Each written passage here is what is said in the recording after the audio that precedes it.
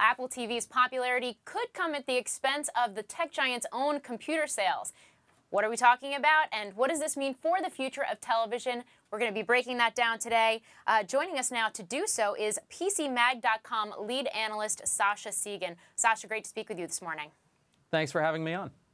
So Apple TV usage is growing significantly. This is according to data from Adobe. What does this say about how consumer habits are changing? Well, cord cutting is finally happening, and we're seeing the entire TV industry start to shift slowly away from the cable bundle model to this over-the-top internet-based service model. And so Apple TV, which Apple has described as a hobby for several years now, in the past year, it's really going to pick up steam as people sign up for internet-based video services instead of the super expensive cable bundles. And where does Apple's set-top box stand in terms of its competitors?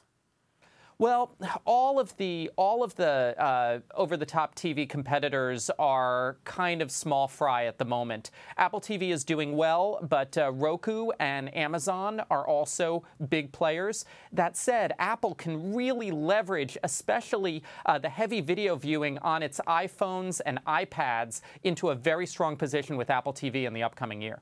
And I want to dig a little bit more into what you just said, and particularly Apple TV, because there were a lot of rumors coming into the company's annual developer conference that we could see a newly updated set-top box unveiled. Now we're getting reports that that's not going to happen, not to mention the fact that its long-rumored streaming service is not going to be there either.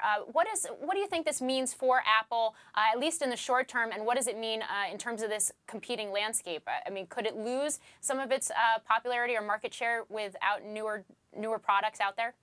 Well, I think at the moment it's just a speed bump.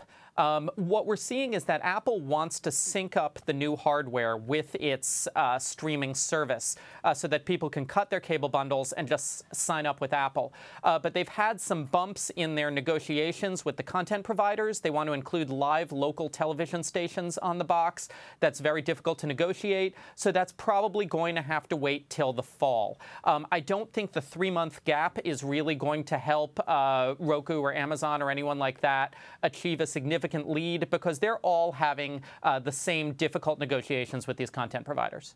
And just one last question for you. As cord cutting and this idea of video streaming, over-the-top streaming, continues to gain traction, could this affect Mac sales or other types of computer sales?